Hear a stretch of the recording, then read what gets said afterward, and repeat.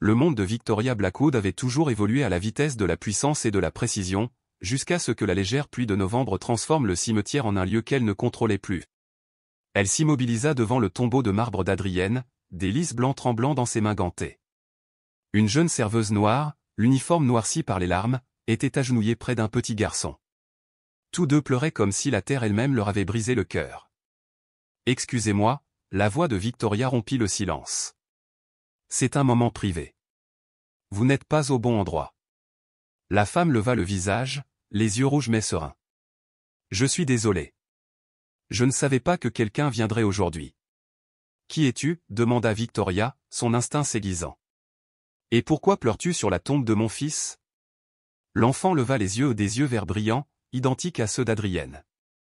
Victoria en eut le souffle coupé. « Je m'appelle Jasmine Washington », dit la serveuse d'une voix posée. « Et voici Tyler. Je travaille au Bel Dîner. » Elle marqua une pause et jeta un coup d'œil au garçon. « Je viens tous les mois parce qu'Adrienne était importante pour nous. » Le monde de Victoria bascula. 3 ans plus tôt, Adrienne était décédée à 28 ans, et avec lui, elle croyait sa lignée disparue à jamais. Pas d'amant, pas d'enfant, juste une promesse non tenue et une mère en deuil. « Important comment » demanda Victoria à voix basse. La pluie éclaboussa la pierre tombale. « Tyler et son fils » répondit Jasmine, le courage transparaissant dans son chagrin.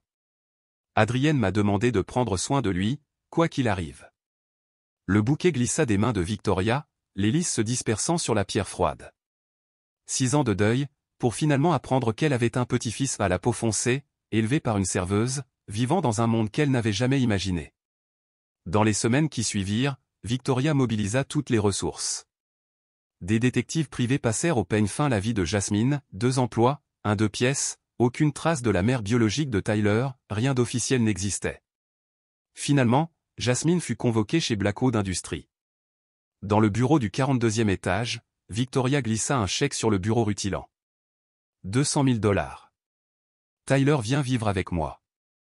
Il mérite l'avenir dont son père rêvait. Le regard de Jasmine ne vacilla pas. Elle déchira le chèque en deux. « Tu essaies d'acheter mon fils ?»« C'est mon petit-fils, » rétorqua Victoria. « Le sang de mon sang. »« Tyler m'a appelé, maman, pendant 3 ans, » dit Jasmine en levant le menton. « Je surveille ses cauchemars, je lui apprends les maths, je lui lis des histoires. C'est ça, la famille. » Victoria se leva, dominant Jasmine de toute sa hauteur. « Il a besoin d'écoles privées, de voyages à travers le monde, d'opportunités que vous ne pouvez pas lui offrir. » Le sourire serein de Jasmine était un défi. « Il mérite aussi de l'amour, quelque chose qu'Adrienne n'a jamais vraiment reçu de toi. » Victoria serra les poings. « Tu ne sais rien de ma relation avec mon fils. »« Je sais qu'il t'aimait, » dit doucement Jasmine. « Mais il ne t'a jamais parlé de Tyler. »« J'aurais aimé qu'il le fasse. » Le silence s'étendait entre eux, rompu seulement par le bourdonnement lointain de la ville. Victoria aurait pu déchaîner ses légions d'avocats et de politiciens, mais en regardant Jasmine se retourner et s'éloigner, elle réalisa qu'elle n'était pas une mère ordinaire. Jasmine avait déjà récupéré toutes les cartes du jeu. Et lorsque Victoria tenterait de les récupérer, elle découvrirait à quel point les secrets et la loyauté de la famille Blackwood étaient profonds. C'était comme si Jasmine détenait un atout invisible, un pouvoir secret qui réduisait en poussière chacune des menaces de Victoria Blackwood.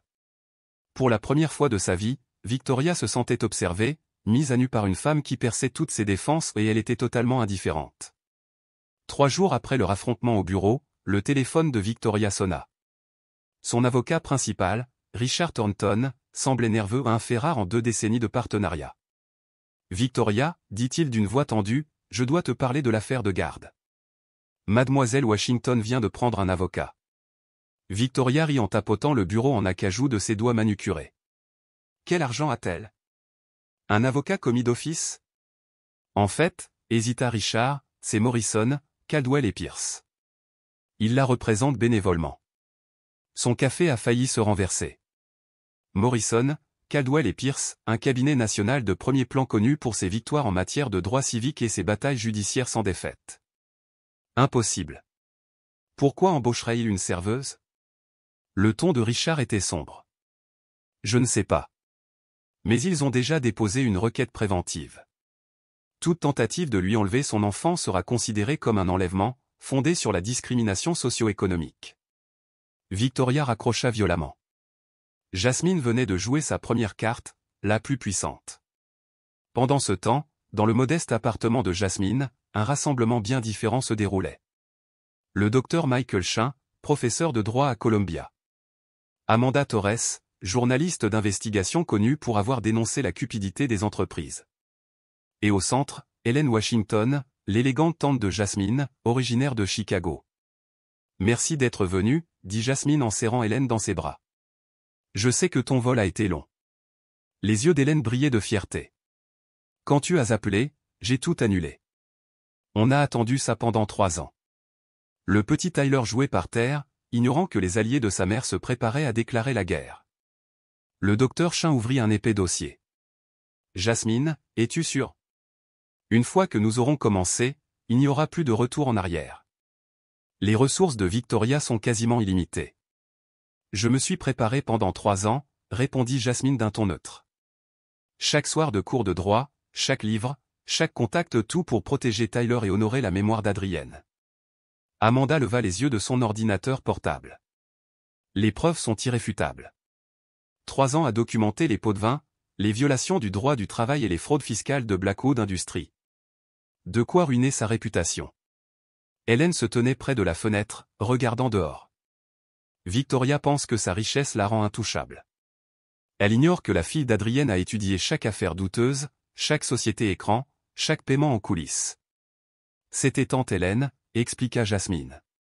Elle m'a appris que le savoir est la seule arme qu'on ne peut pas acheter. Le téléphone de Jasmine sonna, Victoria, furieuse.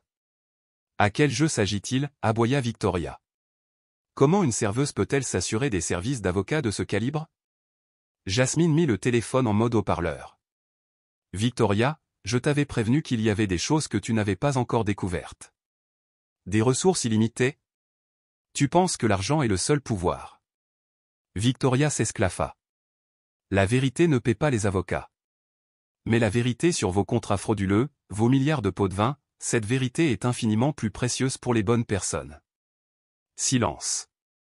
Puis le défi dédaigneux de Victoria, tu bluffes. La voix douce d'Amanda résonnait au téléphone. Madame Blackwood? Je suis Amanda Torres, le Metropolitan Journal. Nous lançons une enquête sur vos pratiques d'entreprise. Souhaitez-vous nous en dire plus? Victoria raccrocha. Hélène serra la main de Jasmine. Tu vois? Il ne faut jamais attaquer de front quand on peut prendre à revers. Le docteur Shinn referma sa mallette. Notre base juridique est solide. La discrimination fondée sur le statut socio-économique a été jugée inconstitutionnelle. Et j'ai 3 ans de recherche sur toutes vos transactions illicites, a ajouté Amanda. Sociétés écrans, comptes offshore, infractions environnementales, tout y passe. Jasmine berçait Tyler, son sourire endormi lui apportant un baume au cœur. Je ne me bats pas seulement pour mon fils. Je combats un système qui croit que l'argent achète tout, jusqu'à la loi. Hélène écarta les cheveux couleur safran du visage de Jasmine. Ta mère serait fière. L'éducation est le seul héritage que personne ne peut voler. Tante Hélène m'a élevé après la mort de mes parents, a déclaré Jasmine au groupe. Elle m'a appris que la destination compte plus que l'origine et qu'il faut parfois se battre pour protéger ceux qu'on aime. Le téléphone a sonné à nouveau. L'avocat de Victoria, Madame Washington, ma cliente propose $500 000 et des visites supervisées en guise de règlement. Jasmine échangea des regards déterminés avec son équipe. Tyler n'est pas à vendre. Elle a 48 heures pour retirer ses menaces, sinon lundi matin, le Metropolitan Journal nous publierons toutes nos découvertes. Et je suis sûr que l'IRS sera très intéressé par ces documents. Après l'appel, Amanda sourit. Êtes-vous prête? Jasmine regarda Tyler, s'endormant dans ses bras. J'ai imaginé ce moment pendant 3 ans. Elle pense que la richesse la rend invincible, mais elle n'a jamais affronté quelqu'un qui ait eu le temps de se préparer. Le docteur Shinn se leva. Nous déposerons notre dossier demain. La jurisprudence nous est favorable. Hélène embrassa Jasmine sur le front. Ils ont de l'argent. Nous détenons la vérité.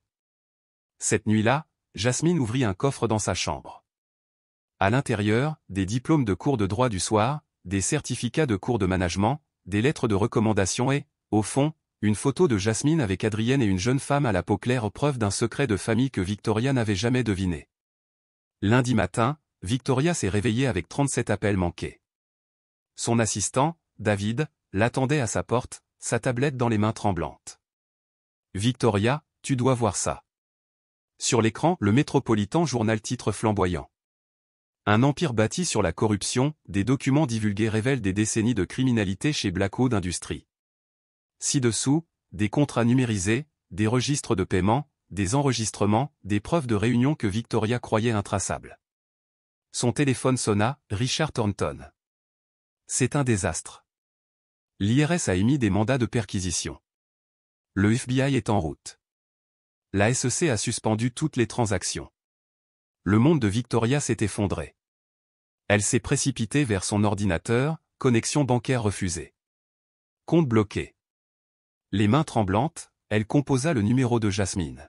« Tu as fait ça » cria-t-elle quand Jasmine répondit. « Bonjour, Victoria » répondit Jasmine sereinement. « J'imagine que tu as lu les nouvelles. »« Je vais te détruire » s'enragea Victoria. Jasmine marqua une pause. « Quelle ressource ?» Le cri de Victoria mourut dans sa gorge tandis que Jasmine continuait, « Vos avoirs ont été gelés il y a 15 minutes. » Victoria Blackwood allait bientôt comprendre que sous-estimer son adversaire avait été sa plus grande erreur. La bataille pour la garde de son enfant n'était que le début d'une guerre que Jasmine menait depuis la mort d'Adrienne, et elle allait révéler des secrets suffisamment puissants pour faire s'effondrer un empire bâti sur le mensonge. Accès refusé. Accès refusé. C'est impossible, murmura-t-elle. Victoria, la voix calme de Jasmine, il y a quelque chose que mes enquêteurs n'ont pas mentionné. Amanda Torres ne travaille pas seule. Elle a une équipe spécialisée dans les délits financiers. Chaque document que vous avez signé frauduleusement ces 20 dernières années a été tracé. À la télévision du salon, les présentateurs rapportaient en direct l'activité de Blackwood Industries. Les employés sortaient en courant, portant des cartons, l'empire qu'elle avait bâti pendant des décennies, détruit en quelques heures. Pourquoi? La voix de Victoria se brisa. Pourquoi me faire ça? Parce que tu n'as jamais posé de questions sur la mère de Tyler, répondit doucement Jasmine. Elle s'appelait Jessica Blackwood. Le sang de Victoria se glaça. C'est impossible. Jessica était la fille de Robert Blackwood, notre cousine. La même que tu as trahi en 1995 pour lui voler sa part de l'entreprise familiale. Les souvenirs revinrent, Robert, jeûnait sûr de lui, signant des documents que vous aviez falsifiés. La querelle familiale que vous aviez gagnée par le mensonge et la manipulation, son expulsion, la pauvreté de sa fille. Jessica a grandi dans la pauvreté à cause de ta trahison, continua Jasmine. Elle et Adrien sont tombés amoureux à la fac, mais elle avait peur que tu détruises sa vie comme tu as détruit son père. Victoria se souvenait que Robert avait mentionné une fille, puis qu'elle avait disparu. Quand Jessica est morte en couche, Adrien est venu me voir en désespoir de cause, a raconté Jasmine. Il savait que Jessica voulait que je prenne soin de Tyler. Mais il a aussi découvert ce que tu avais fait à la famille de Jessica. Il a passé ces derniers mois à rassembler des preuves contre toi, documents, enregistrements, preuves. Lorsqu'il est mort dans cet accident, il m'a tout légué, me demandant d'attendre le bon moment. Victoria regarda par la fenêtre. Des fourgons du FBI s'arrêtaient devant sa maison. L'accident n'était pas un accident, dit Jasmine d'une voix ferme. Adrien a découvert un système de blanchiment d'argent impliquant des individus dangereux, des gens que vous aviez engagés pour résoudre des problèmes. Ils ont tué votre fils. La révélation a frappé Victoria comme une balle. Elle avait tué son propre enfant. Tyler est le dernier Blackwood légitime, dit Jasmine. Vos comptes sont gelés. Votre entreprise est confisquée. Tyler obtient enfin ce qui lui a toujours appartenu. Des pas lourds montèrent l'escalier. FBI, aboya une voix. Tu as planifié ça depuis 3 ans, murmura Victoria, sous le choc. Adrien m'a appris que la patience est la clé de la vengeance, répondit Jasmine. Chaque document collecté, chaque contact cultivé pour cet instant. La porte s'ouvrit brusquement. Des agents fédéraux entrèrent en masse, exécutant des mandats d'arrêt. Victoria Blackwood, vous êtes en état d'arrestation pour fraude fiscale, blanchiment d'argent et complot. Alors que les menottes claquaient autour de ses poignets, les derniers mots de Jasmine résonnèrent. Tyler grandira en sachant que la justice, même si elle est lente, arrive toujours.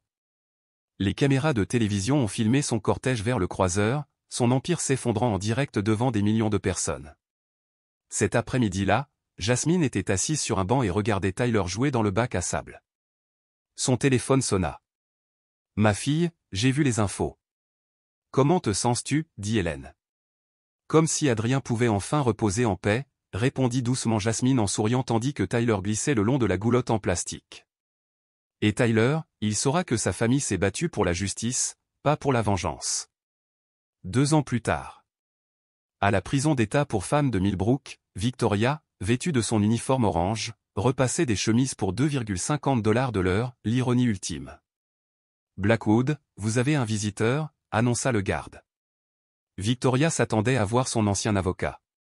Au lieu de cela, Jasmine entra dans le parloir, élégante dans un tailleur bleu marine valant plus que ce que Victoria avait gagné en 6 mois. « Je suis venue avec des nouvelles » dit Jasmine en posant un dossier sur la table. Tyler vient d'être admis à la Philippes Academy, la même école qu'Adrien. Il bénéficie d'une bourse complète. Victoria ressentit ce qui aurait pu être de la fierté.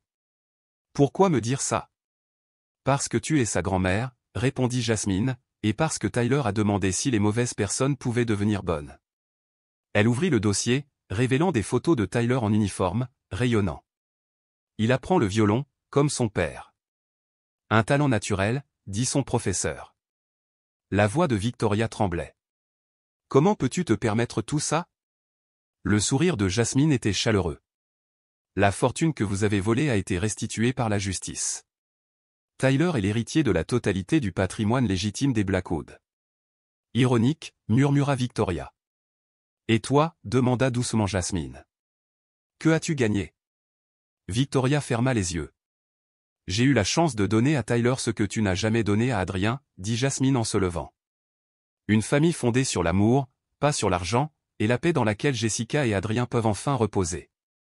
Pendant ce temps, Tyler traversait en courant la pelouse de sa nouvelle maison du Connecticut, ses rires résonnant au-dessus du lac.